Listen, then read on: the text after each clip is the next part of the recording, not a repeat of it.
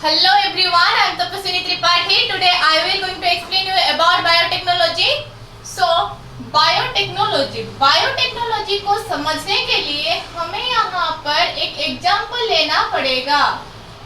मैं यहाँ पर आप सबके लिए एक एग्जाम्पल लेती हूँ ऑर्गेनिज्म में। हमें क्या करना है, ऑर्गेनिज्म सेल को कंसिस्ट करता है। सेल के अंदर क्या होता है, हमारे डीएनए होता है। डीएनए का सेगमेंट क्या है, जीन है।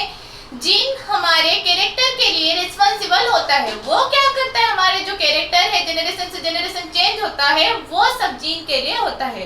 तो हमें इस बायोटेक्नोलॉजी के लिए समझने के लिए क्या करना है, इसका जो हमें जीन ऑफ इंटरेस्ट निकाल कर जो भी उसका क्वालिटी चाहिए उसे निकाल कर ऑर्गेनिज्म बी में डालना है। आज मैं सिर्फ आपको दोनों ही प्रोसेस बता दूंगी, इल्यूशन और स्पूलिंग, दो प्रोसेस बता दूंगी। तो हमें क्या करना है, इसका जीन ऑफ इंटरेस्ट निकाल कर बी में डालना है। इसे डालने के लिए डायरेक्ट भी हो सकता है, इसका ट्रांसफर डायरेक्ट ट्रांसफर भी होता है। डायरेक्ट ट्रांसफर, इनडायरेक्टली भी हो सकता है, इनडायरेक्ट ट्रांसफर। मतलब ए को बी में पहुंचाने के लिए हमें कोई भी वेक्टर चाहिए। वेक्टर के मतलब यहाँ पर मैं एक वेक्टर ले रही हूँ जो हमारे जीन ऑफ इंटरेस्ट को कैरी करके बी में पहुंचाएगा। हाँ, ये वेक्टर को मैं अच्छे से समझा दूंगी। पहले एक एग्जांपल है ये, इसे समझ लो। ये वेक्टर है जो बी में पहुंचाएगा, इसे कहते हैं इनडायरेक्ट ट्रांसफर। वेक्टर का काम सिर्फ इतना है, वो जीन ऑफ इंटरेस्ट को कैरी करता है, बी में पहुंचाता है। तो ये वेक्टर बी में पहुंचा दिया। यहाँ पर मैं आप सबके लिए अगर और एक एग्जांपल लूं, अभी अभी हमारे साइंटिस्ट ने रिसर्च किया है हमारे टोबैको प्लांट में जब फायरफ्लाई का जीन डाला गया तब उसमें चमक सी आ गई। वो कैसा है, बायोलुमिनेसेंस के मदद से। वो बायोलुमिनेसेंस कैसे पता चला उसके बारे में, बायोटेक्नोलॉजी के मदद से। और एक एग्जांपल यहाँ पर मैं आप सबके लिए ले रही हूँ। पहले क्या होता था, डायबिटीज पेशेंट्स को जब इंसुलिन की जरूरत होती तो हम लोग क्या करते, काव को काट के उसका इंसुलिन निकाल के डायबिटीज पेशेंट्स को दे देते थे। डॉक्टर्स ऐसे करते थे। फिर इसके वजह से सब काव मरने लगे।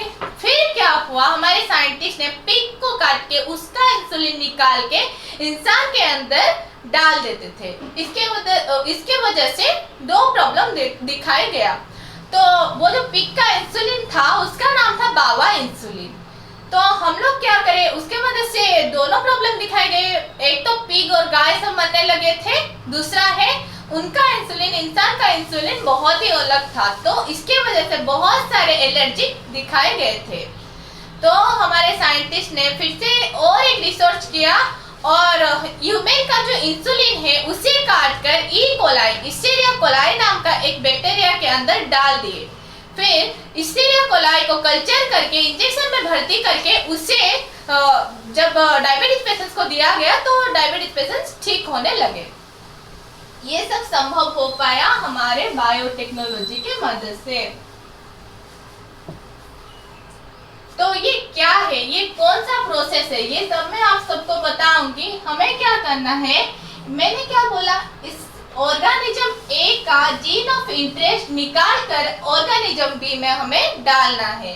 तो मैं यहाँ पर क्या करती हूँ, इसका जीन ऑफ इंटरेस्ट निकालने के लिए कुछ कैंची चाहिए, सीजर चाहिए। तो पहले हमें क्या करना है, ये ऑर्गेनिज्म प्लांट भी हो सकता है, एनिमल भी हो सकता है, फंगी भी हो सकता है, और ये बैक्टीरिया भी हो सकता है।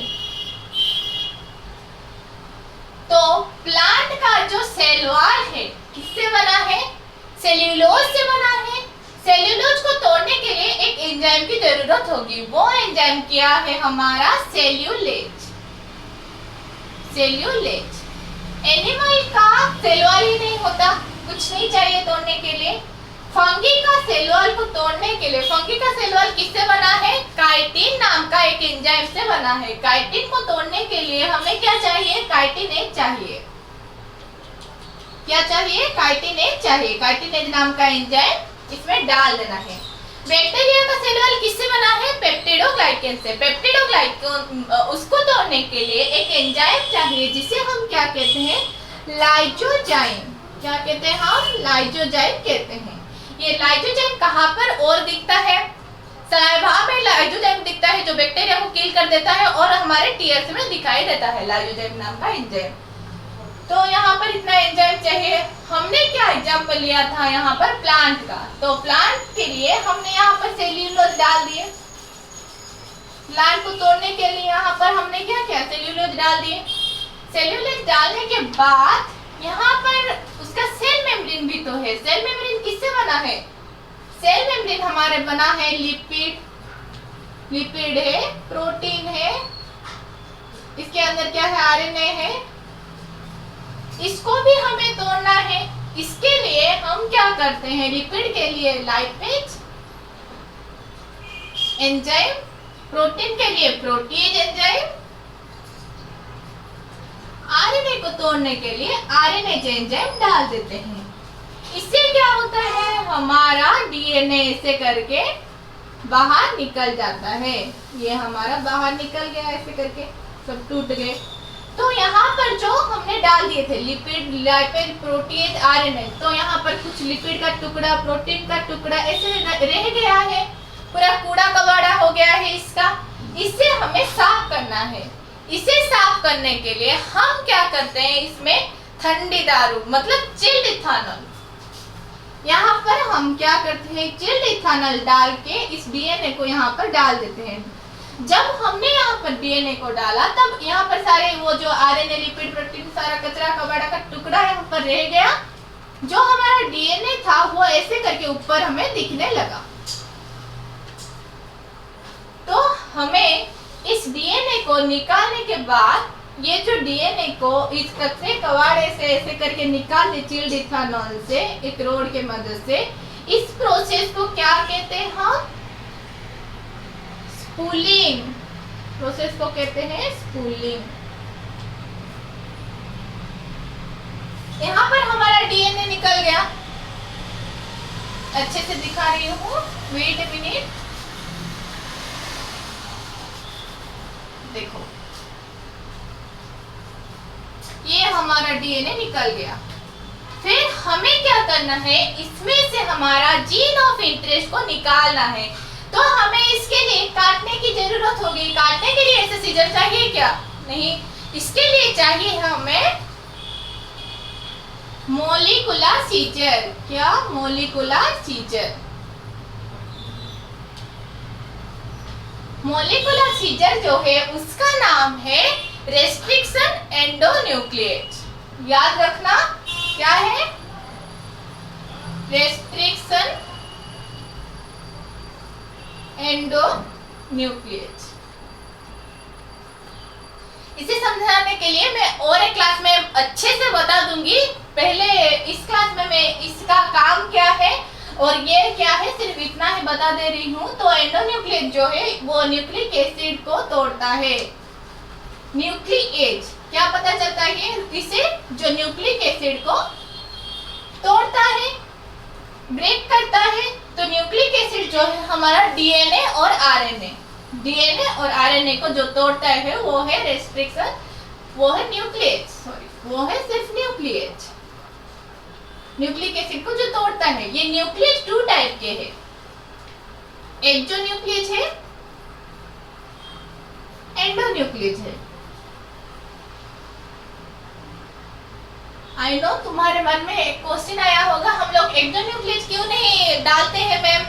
तो एक्सोन्यूक्लिएज अगर हमने इस डीएनए में डाल दिए तो ये डीएनए एंड में से कटेगा। हमें क्या चाहिए? एंड में से नहीं कटवाना है, हमें सिर्फ हमारा जीन ऑफ इंटरेस्ट चाहिए। इसके लिए जो एंडोन्यूक्लिएज है वो बीच बीच में से ऐसे करके काटता है। तो हमें इसके लिए रेस्ट्रिक्शन एंडोन्यूक्लिएज की जरूरत होगी। हम रेस्ट्रिक्शन एंडोन्यूक्लिएज डालते हैं। यहाँ पर मैंने रेस्ट्रिक्शन एंडोन्यूक्लिएज के मदद से डीएनए को काट लिया। काटने के बाद उसका जो टुकड़ा है उसके जेल में डुबोना है। वो जेल हमें कहाँ से मिलता है? आप लोग प्लांट किंगडम में आल्गी के बारे में तो पढ़े ही होंगे। जो आल्गी है, आल्गी का रेड आल्गी का जो है हमारा जेलिडम ग्लासिनेशिया, उसका जेल निकालना है। जेलिडम ग्लासिनेशिया का हमने जेल निकालकर इसमें डुबोना है। इसमें पहले क्या करना है, कुछ होल ऐसे करके बनाना है। उस होल में हमें कुछ डीएनए ऐसे करके डालना है।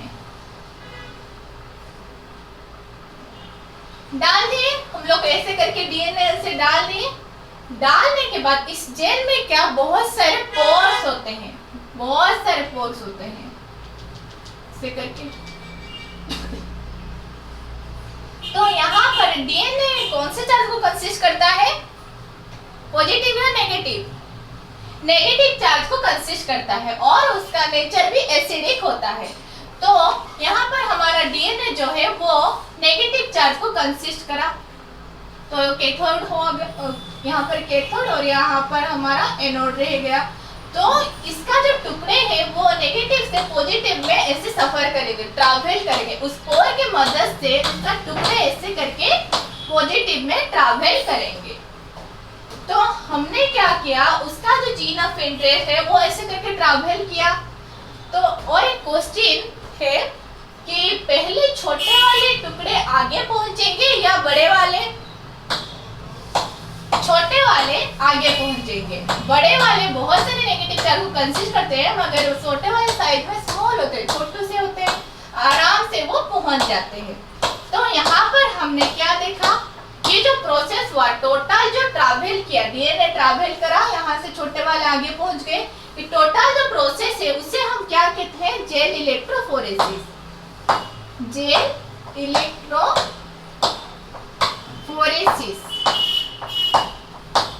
इसे कहते हैं। हमें क्या करना है, यहाँ पर हमें हमारा जीन ऑफ इंटरेस्ट दिख गया, यहाँ पर है, ये रहा, मैंने देख लिया। तो हमने क्या करना है, इसे निकालना है।